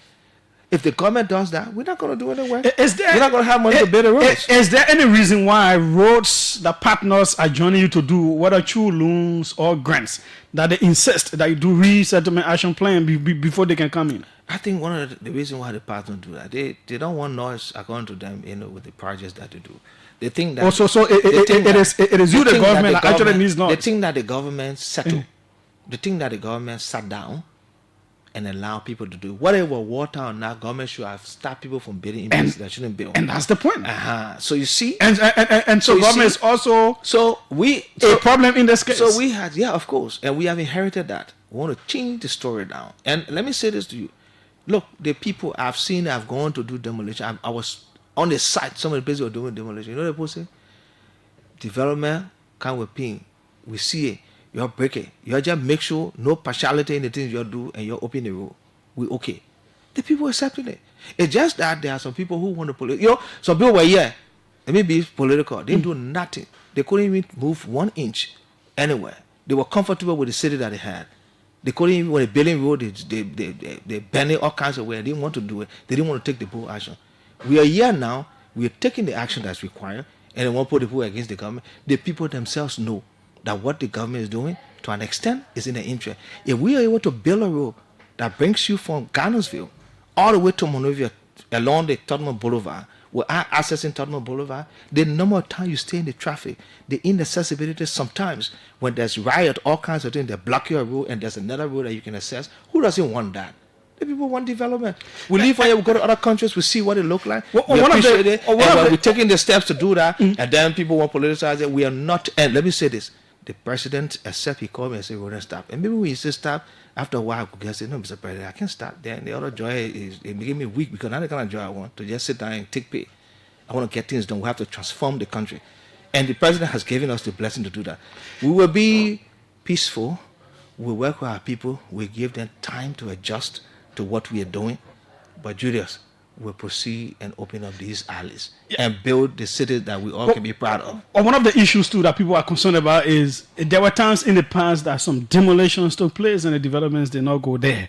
How sure can we be that when you clear these alleys, that 1, 2, 3 years from now, we actually see the roads being usable? You know what we're doing now? As we clear the alley, I've instructed our operational division to take the motor grader to those places and open it and make it pliable. Where we need to install covers, for example, we do it. In fact, we are doing that now on the Oro. We're installing 2 covers to connect 2 of the alley we open. We put dirt, we open it. We have a lot of dirt here. It will be open. Motorcycle will use it. Keke will use it. Cars will use it. We don't have to pave it yet because we don't have all the money to pave it. But we open it and make it pliable. We're doing it. Rototown, very soon you'll see a vehicle passing along that corridor. I was hearing some things about somewhere around here. How do you call this place? It's somewhere below on the other side of this road. So somewhere in this district 8, where former Representative Gray used to live at Rice Spring Valley. Sleway. They say you also moving there. So we're making an assessment. That road I go to Sleway, it should end up on Jalatan. So you'll be clearing. We're going there to see if it's an alley that's supposed to go up to Jalatan and you're on it. We'll have a conversation with you. So that means if you come from across the bridge and you're not coming up to Broad Street, you don't have to come to Broad Street. You get into Sleway and then you in Jalatan, you go. Or you come from single Jalatan, you come down Sleway, you go straight to the bridge and you go. We want to open it up. We'll go and assess and see what's there. If it's not an alley, we understand the people on there. And let me say this.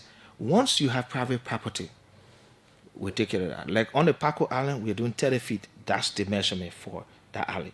Beyond 30 feet, if we get into your private property, the government will have to compensate you for it. In your private property, we'll do so. But if it's if it is a legal private property. Exactly. If it's within the right of way, we just give you time to adjust, and we can ask you sometimes, cut it yourself. And you see the people cutting it themselves. I've been reading this on social media and from a whole lot of politicians. So let me ask you, is President Joseph Boaka's house in an alley? How would be an alley? And you got the road passed before the president, it turned around the house. The house is surrounded by alleys all around. The one you see close to there, I forgot, but I think there's a law that allows that. He's the president. You can have vehicle passing from the president's house. No. You can have it happening. No way. It's not possible.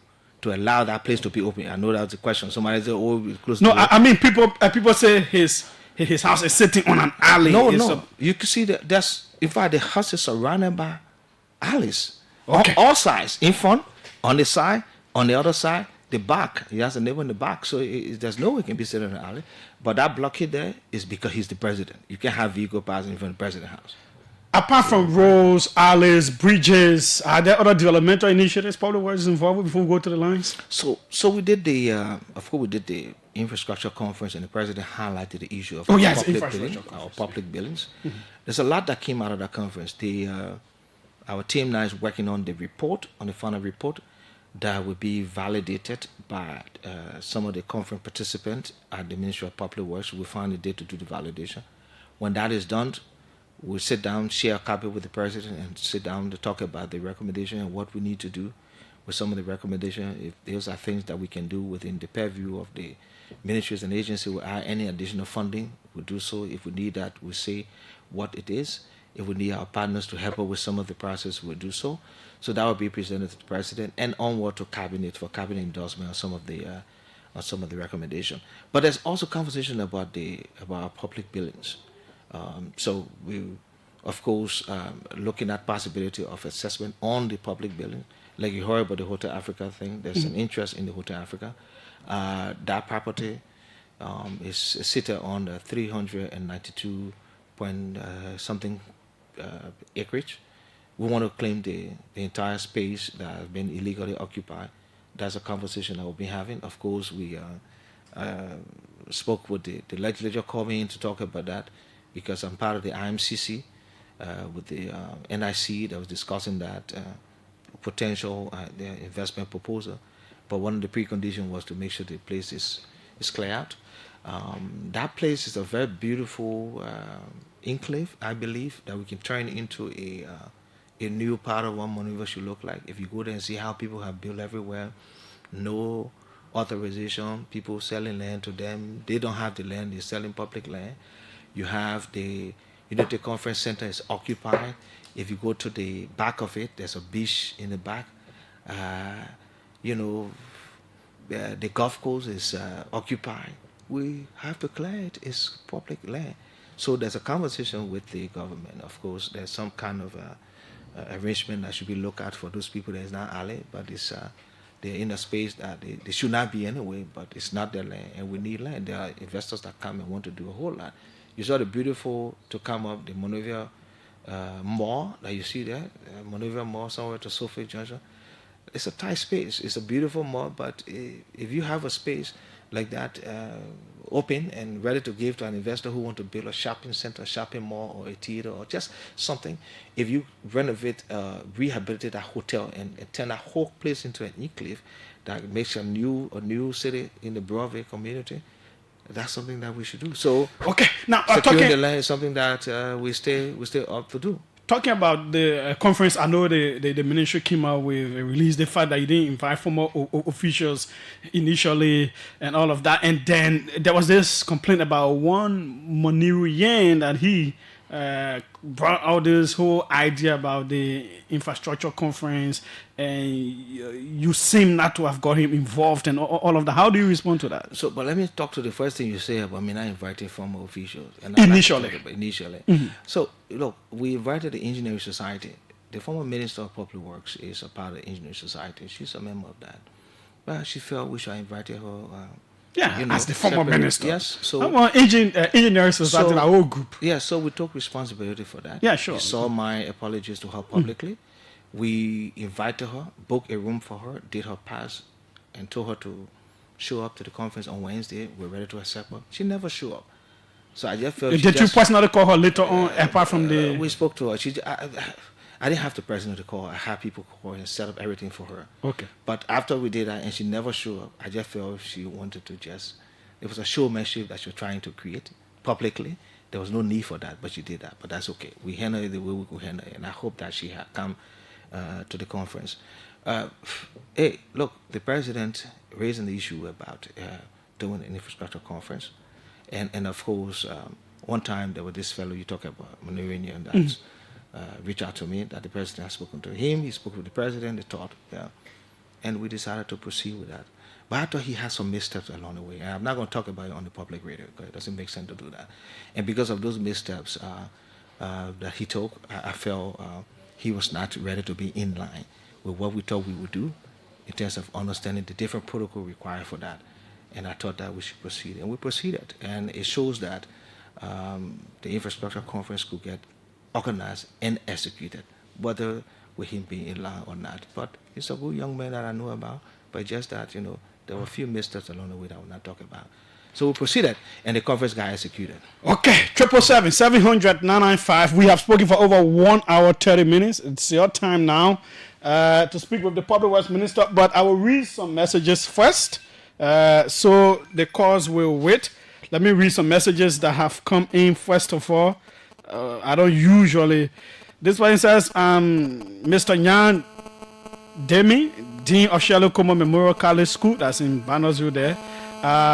Sir, please ask your guest if he has anything in the pipeline for Bannersville Estate, where we live, and majority of us voted Mr. Boykai, because the Bannersville Estate area, it has a whole lot of potholes. I can attest to that. I go to church there, lived there as well, so I know exactly what he's talking about. It's terrible. So just jot down the concerns. Chokon Flamma of DN News.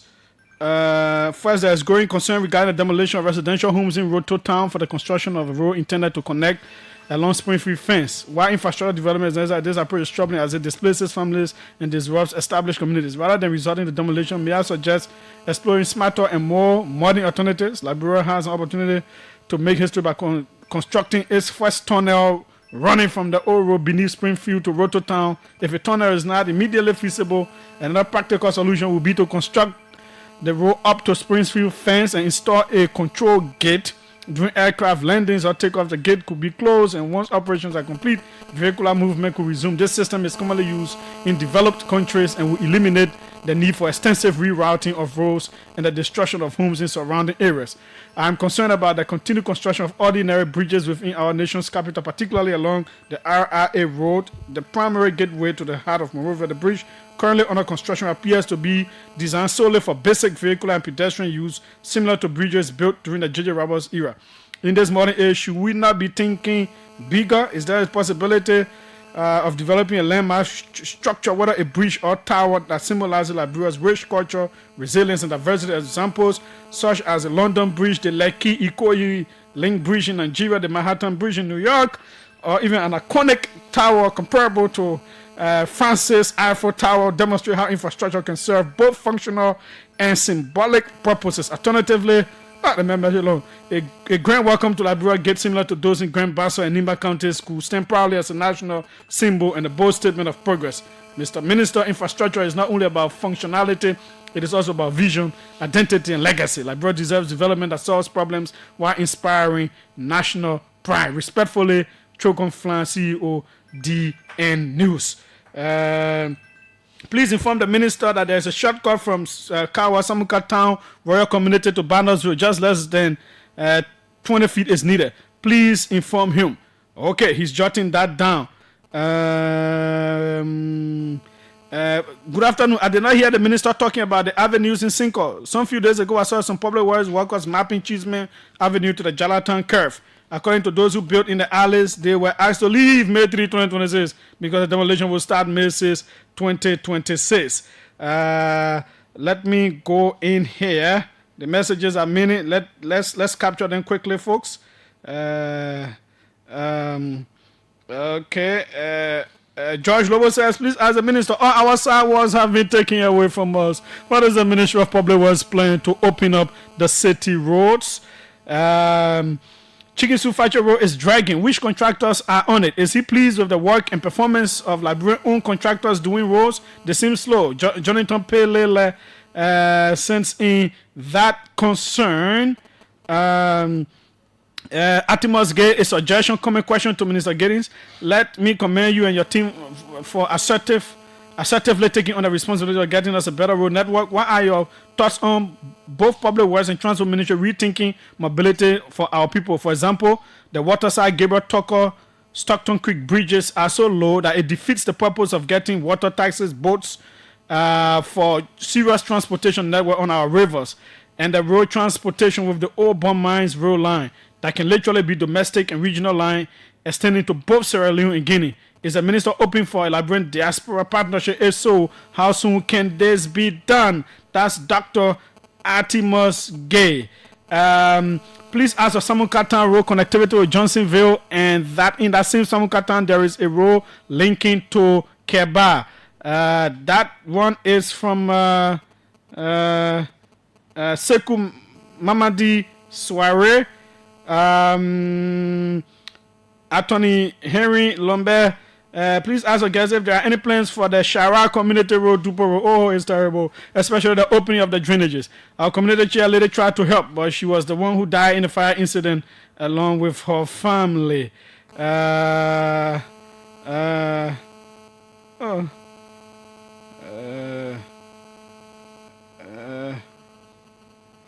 me see. The consent are many. Former Representative Larry Yonkwe, please ask the minister if there's a plan for a roundabout at red light. Okay. Tale Toya, please ask the minister of followers what he's doing about the condition of the city. It's clear that the city's infrastructure is aging and the city is steadily losing its beauty. There's a need for visible action to restore, maintain, and modernize our urban spaces for the benefit of citizens. Please ask him about the Calando building near the ministerial complex. Okay. This person says, please ask the guys when will the Freeport and Simpoa roads be completed. Christopher M. Bala. Okay. Please inform the minister there's an alley or shortcut from Omega to Pipeline Road, but people have built on it and nothing is being done about it. Now we can take calls. 777-700 995 555 995 995. I'm taking calls up to 550. Yeah. The last 10 minutes you will use to answer. Welcome, let's hear you. David Koti, my name. Go ahead, sir. I'd like to thank the government for the developmental initiative, comprehensive development initiative. I mean, things are working in every sector in the country, especially when it comes to roads. Mr. Minister, you are right. The president was right. During the 70s, I was here in Lofa, and I remember there used to be the public works yard.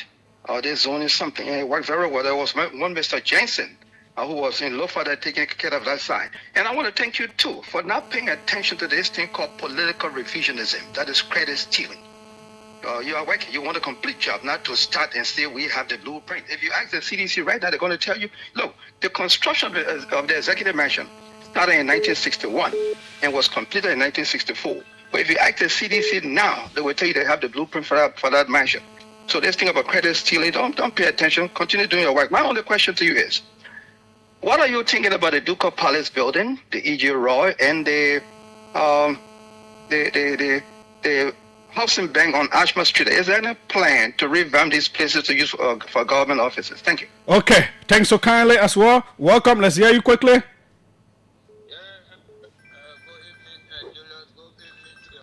Minister, I would like to say thank you for your work so far. I'm kind of concerned. I hear you talking about demolition all of the time. I noticed that there's an alley that runs behind Royal Hotel and comes towards 12th Street. It also passes near Boulevard on the 13th Street. There are structures there. A huge structure has been, in fact, modern structure has been built there. That is isn't that in the alley? I'm asking. I don't want to assume, but I know that the road ends at a certain point and it did not continue. Secondly, there's a justice complex that there's a groundbreaking that was done recently. I noticed that they are doing fencing, but my understanding is that during some past administration, the entire area coming down to Busekoto were paid for. Are you not considering those? Are you just a small size there that you're going to fence, or are you thinking on expanding or acquiring the full land space that's supposed to be that the Joseph complex is supposed to occupy? Okay, thanks so kindly. Welcome. Let's hear you quickly. Thank you, Julius. My name is Ikaba, and good evening to your guest. Well, if I heard him well, I think he confirmed that resources were secured to build the road going to Grand Crew and other parts of the Southeast. If that is the case, I'm glad he was able to confirm that. But I believe strongly, Julius, that the same sweet talks and lies that brought the Unity Party-led government to power still continued. Considering how lousy the Unity Party is, they keep talking about building more roads until they even lied to the president. I really want to know whether those roads are spiritual roads. Take for instance, I live across, particularly the community. I drive to town every time rather. From Freeport to the New Bridge, lot of potholes that continues to cause traffic for people driving on that route. Up to now, over 2 years, I would like for him to show me a particular road that has been built just in Monserrado. Okay. For example, when President Weah came to power, in 2 years, we could point at roads that were built. The Clareton roads, the Jamaica road that going to Logantown, the Rehab road, the Compton Back road. For 2 years, they said that they're playing politics. They want the election time to reach so that they can start building these roads, and they still continue to boast about these roads. Okay, thanks so kindly. Thanks. No, that's okay. Thanks so kindly. Let's take this is from Benedict Koluba, former assistant minister. Which administration took the loan from the Arabs that affected the Lofa Road? Let the minister clearly state the major roads that they met with contract, especially from Nimba to the southeast. How can we be paying a company to pave the road and give them duty free? Julius, the minister told us that the cost of maintenance with the government equipment were more expensive than given to contractors. Will these maintenance costs of these yellow machines not be more expensive? Okay, that's from Benedict Cordoba. Let's take, how did this one go off? Let's come to the public line. Welcome, let's hear you. Yeah, good afternoon, Julius. Yes, quickly. Yeah, I'm Julius, and I'm calling you from Red Beyond OKS. Mm-hmm. Thank you for hosting the minister. I'm glad I had to go through the law. I want to ask the minister, are they doing justice to everybody? The road leading to Palestine, passing through Nara Street to get to 12th Street and passing through the Methodist compound going to the same road town. Why are they trying to open an identical corridor that enter the Methodist compound to go straight to that road town? Okay. Because the bank demolition, hello? Yeah. Yeah, the bank demolition, all area refused from my Ellington all the way to the previous. They refuse to open our identical lot. Okay, Right. thanks so kindly. He has heard you. Let's go international. Welcome, let's hear you. Good afternoon, Julius. Frank Gibson, I call from Paris. Go ahead, Frank. Julius, when President Ellen Johnson said he was president, did she divert the traffic from the old road? Because I believe her restaurant right on her house was right on the road there.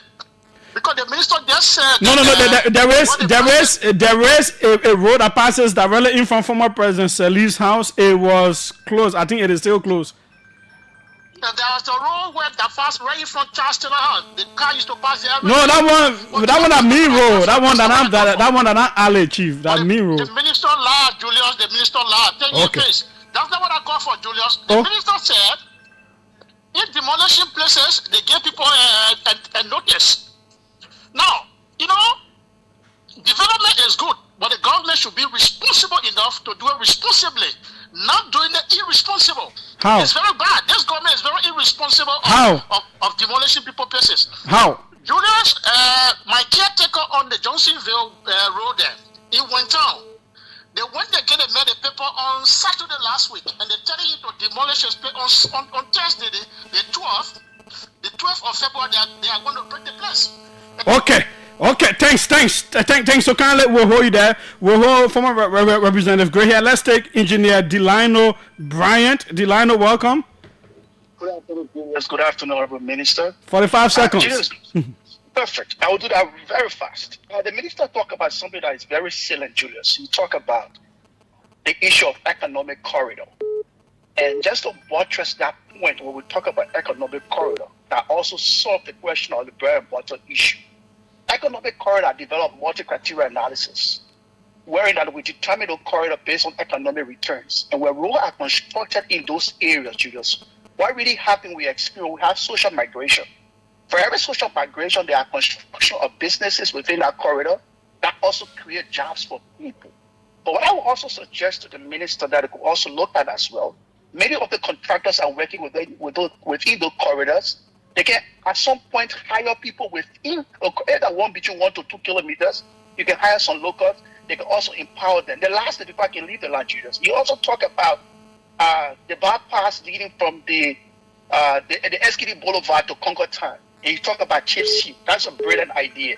Honorable Minister, I will also suggest let us make sure that the base courses are strongly enough that can accommodate the heavy flow of traffic, because within the next dry season, after this rain season, we might still experience some critical cracks or critical sections, so we can construct the base course very well. Thanks. Overload. Thanks. So kindly we'll hold Engineer Don Zoga on that end. Let's the former Representative Gray. Engineer Don Zoga will be the last person. Their concerns are, I think the minister gotta agree with do one more show where your jail call to asking question. Yeah, because the way I see it, ain't easy. Thank you very much, Julius. Yeah. That is agreeing to the minister in studio. I have a concern because I grew up in Raspberry Valley. When I grew up in Raspberry Valley, there was no alley.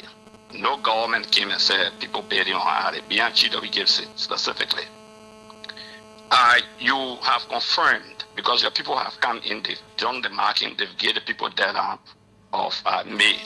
They hire some people April to leave. So that means you're breaking from Slipway, from the airport straight to Raspberry Valley to come to Charleston.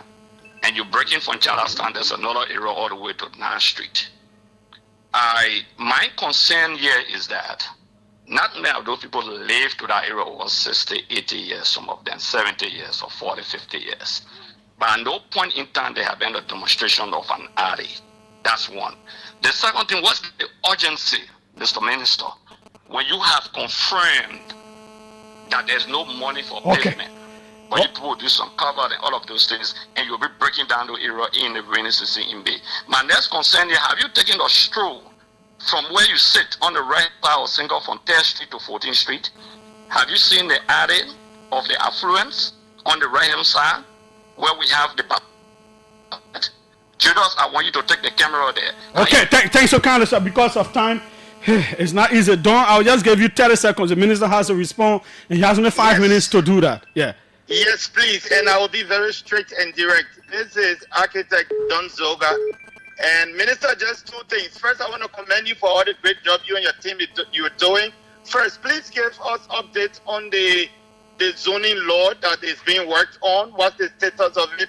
And second, will you agree when other engineers argue that the Ministry of Public Works focuses only on roads and it should be called mainly on roads and it should be called Ministry of Roads, and where it neglects to some extent spatial development? Okay. I want you to comment on those. Okay, thanks so kindly. Sorry, folks. Whew, everywhere is ringing.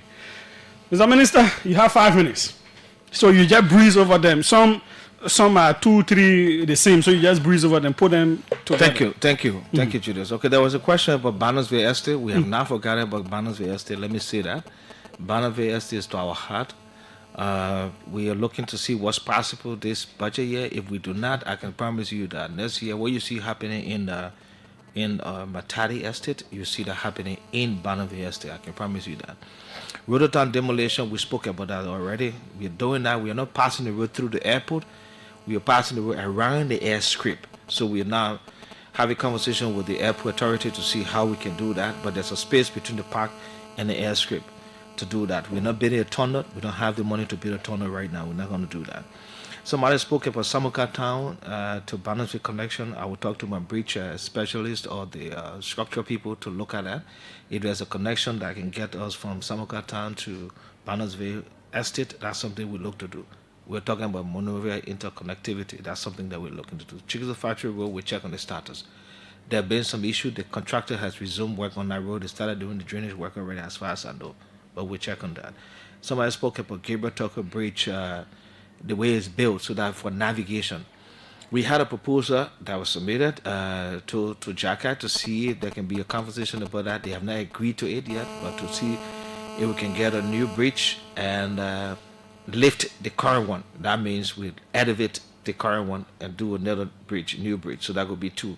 If they agree to that proposal, we submitted, I think it's about 30 million to JACI to see what is possible. There's no commitment yet, but we're hoping that we can pursue that. So we're concerned about that. Somebody asked also about the bridge on the RI road. The bridge on the RI road, the jog bridge, we consider navigation. It's going to be higher than the current bridge on that road because we want navigation to be a part of the whole process. So water transport is key to what we are doing. So it's being considered in the construction of that bridge. It will be higher to consider small boats that can pass on it. We also conversation about whether there will be a roundabout at a rail light.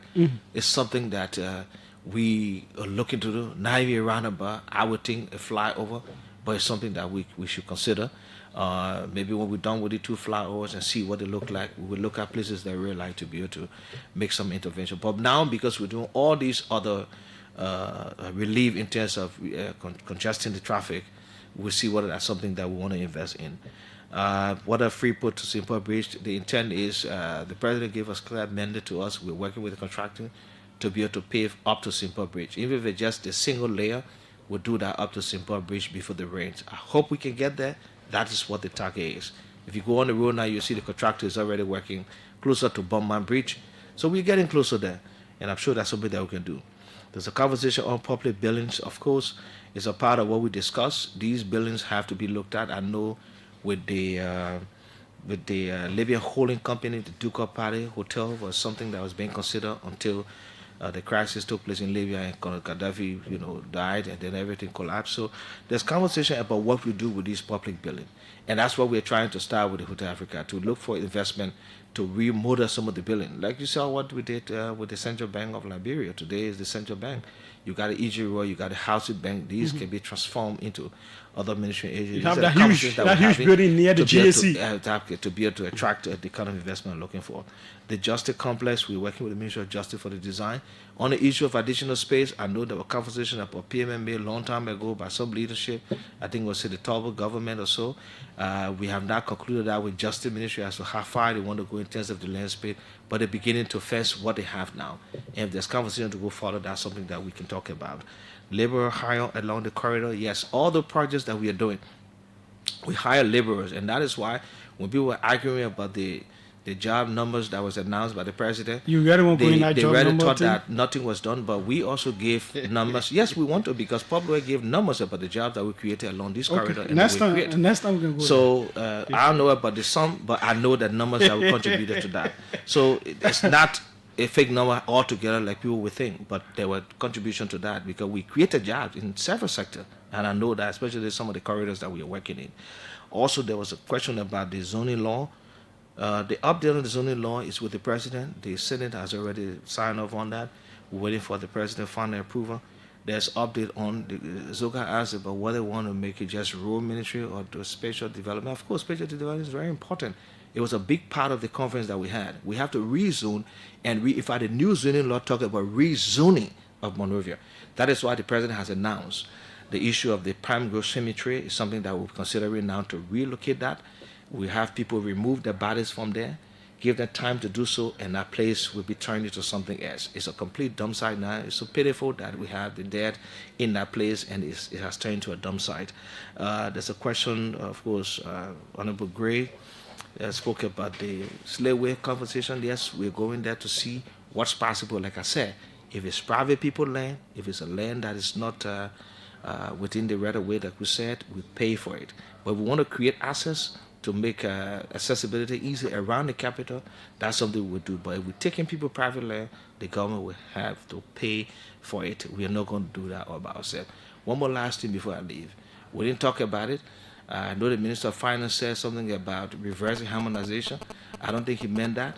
He meant reversing the effect of harmonization. I'm also doing that at Public Works. I'm reversing the effect of harmonization. Harmonization was a good policy, but it was not done the way it should have been done. If you want to harmonize pay, you don't do what you did. There were engineers at Public Works making $350, $250, some making $500, $900 with the same degree. It was not what harmonization was about. Harmonization was to bring everybody at the same part. When I left Public Works, an engineer with bachelor's degree was making $450. Engineer with master's degree was making $1,200 when I left. Once you have master's degree, that's what you made your gross pay. When we left, they came and they dismantled our entire system, and we inherited it the same way. I'm fixing that now.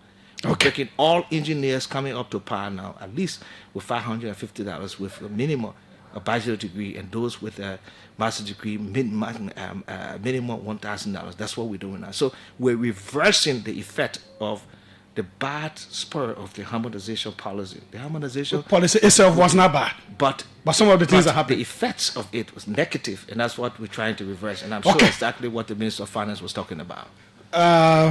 Public Works Minister Roland Geddes, thanks so kindly. Maybe we can do another one in the near future, please, where we will only talk for 30 minutes and the rest you interact with people. Please. Okay. I'll be so good, Julius. Thank you for having me. Okay, that's how we go. My name is Julius J. Tomorrow is another day. We'll have the NAFA boss here tomorrow. So we're trying to get to all these government people. That's a good thing. We're out.